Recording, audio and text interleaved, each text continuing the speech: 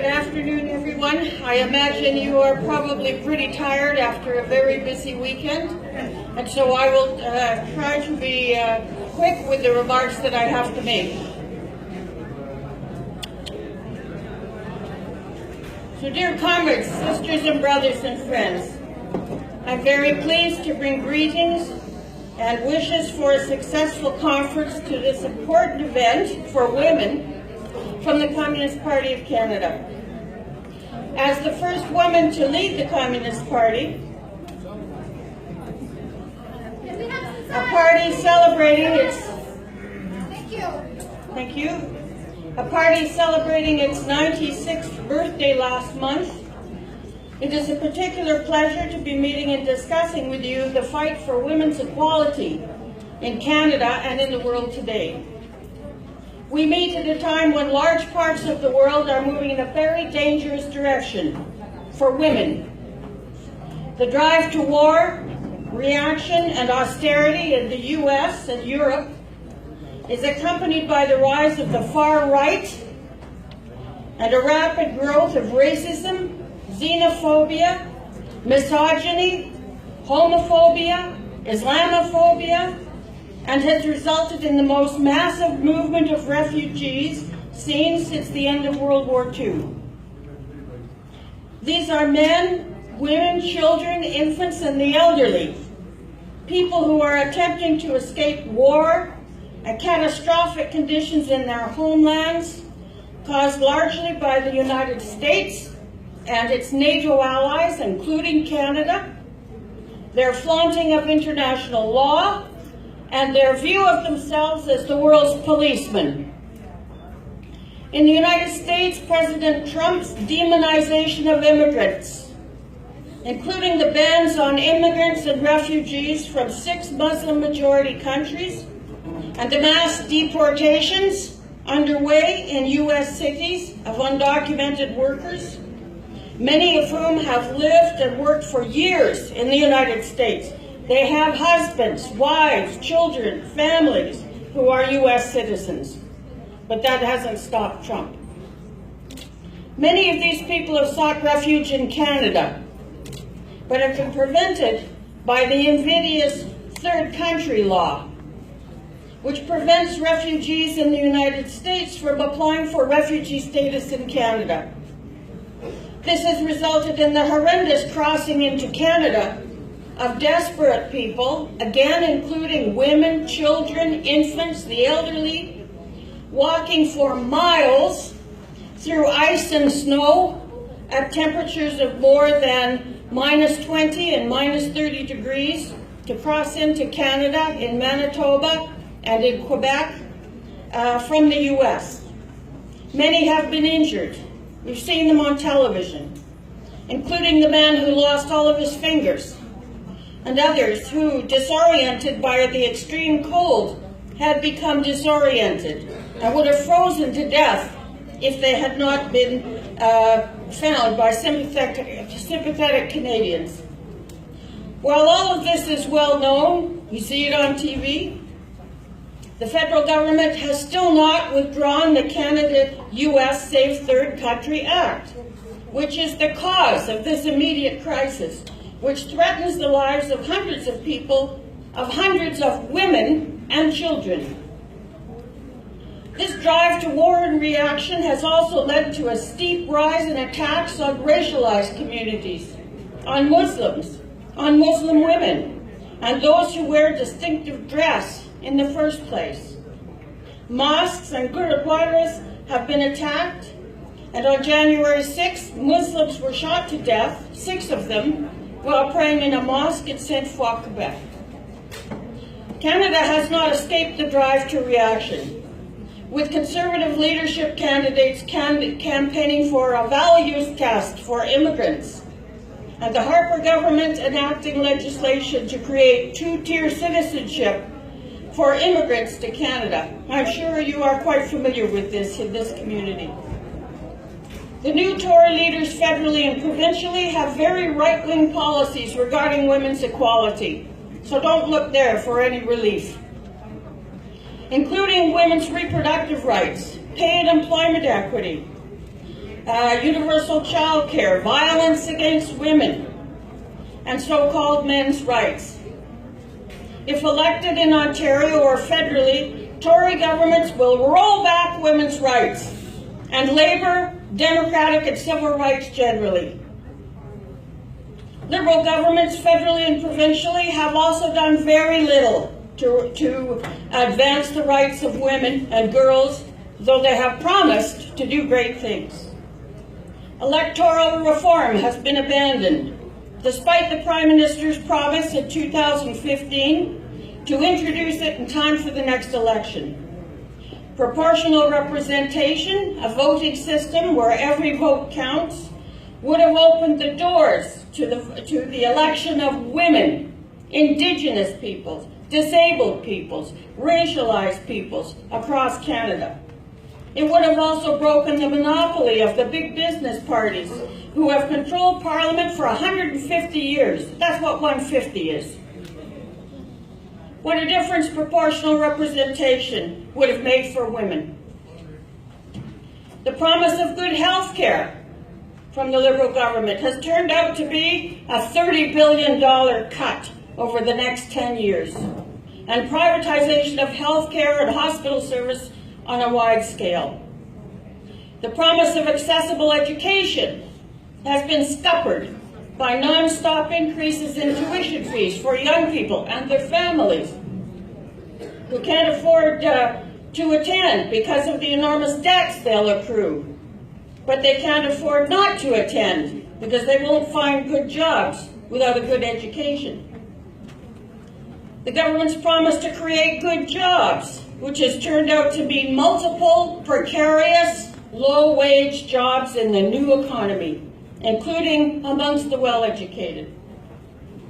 The government's promise to reverse dangerous security state laws, Bill C-51. I know you had protests here about that legislation. Good for you.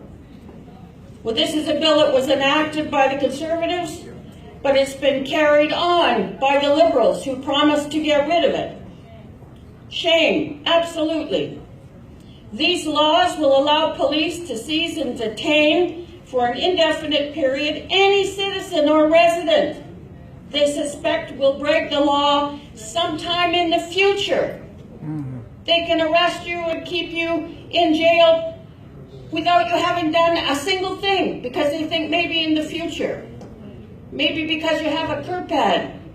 Maybe because you wear clothing that is different. This is a very dangerous law. The promise to stand up for Canada in NAFTA negotiations, the trade renegotiations, which threaten our universal social programs. They threaten Medicare, manufacturing, and the auto industry, which, by the way, is the engine of Canada's economy. They threaten our food security and control over agriculture. And not least, they threaten our environment with the export of more dirty oil from the tar sands in Alberta across the country. Not least, the Prime Minister has abandoned his promises to move away from Harper's pro-war policies and has just announced a 70% increase in defense spending for Canada. This will make Canada a warmonger and a pariah on the world stage. We will be involved, your children will be involved in more dirty U.S. wars. We are already involved in Syria, Afghanistan, Iraq, Latvia, Africa. Where will Canadian soldiers go next? Will it be Cuba? Will it be Vietnam, Venezuela? Where does Mr. Trump want Canadian soldiers to go? Canada will become a target for terrorists. And it will all be paid for by you. You will pay for it. Through cuts to social programs and public services. Through privatization of our assets, including our post office, our ports, our airports, our social programs, you name it. Through wage cuts, increases in the pension age, and so forth. This is capitalism in the age of neoliberalism, corporatism, rising fascism, war, and reaction. What a terrible picture. What a terrible world to leave to our children. Women and children, of course, are amongst its first victims through diminution of their rights and status as equals, through the elimination of essential supports such as accessible health care, education, childcare, affordable housing, good jobs, and equity, and of course, an increase in violence. As this rightward drive continues, the rights of women and children will be increasingly marginalized, as women and racialized peoples in the U.S. have experienced firsthand under Trump. But women responded en masse when in January 5 million women rose up in the United States and around the world, including in Canada, to say no to Trump and his racist, misogynist, xenophobic, Islamophobic agenda of war and reaction. Many of these women in Canada, the US, and in Europe had never protested before. Pretty significant. But these attacks had motivated these women to take to the streets in unprecedented numbers, united in their opposition to this agenda. This outpouring from women around the world indicates that a new period of resistance is coming into being, and that it is women who are taking the initiative. This means that the time has come for the women's movement in Canada, including all of its diverse parts, is called upon to reorganize and reestablish itself as the powerful and progressive force it was in Canadian politics in the 1970s, 80s, and 90s, when women made great gains in this country. That was during the time of the National Action Committee on the Status of Women. Next to the Canadian Labour Congress, NAC was the most powerful and respected movement in the whole country, leading the fights for women's rights and the social, economic, and political rights that women are seeing rolled back today. The last president of the National Action Committee was a racialized woman, showing that the women's movement in Canada was a truly representative and unifying movement, fighting for the rights of all women. This is the movement that we need to rebuild today. This is the movement that can play a vital role in moving and mobilizing women across Canada, bringing them into the streets, and together with Labour and other progressive movements, successfully rolling back the right-wing assault and rolling out a people's agenda, an agenda for women, an agenda for democracy and for social progress. What would that agenda look like? Peace and disarmament, top of the list. Urgent action on climate change. Good jobs, and plenty of them. Higher wages, improved living standards, better pensions, and a livable minimum wage. How about pay and employment equity, a gap which is now 30%? Equal pay for work of equal value. Universally accessible, affordable, quality public child care at $7 a day per child. Reproductive rights, including universal access to birth control and abortion services across the country. Expanded Medicare services, including vision and dental care, drugs, and long-term care. Affordable social housing, and plenty of it. Free post-secondary education. An end to violence against women and children. Immigration reform and access to citizenship for refugees and immigrants and foreign temporary workers. Fair trade, not free trade. How about protection and expansion of civil, social, labor, and democratic rights? This would include electoral reform to enable women and racialized communities to be elected to parliaments, federally and provincially. The Communist Party, and that's how you end this kind of violence. You give women the voice and the power, and this is how we do it.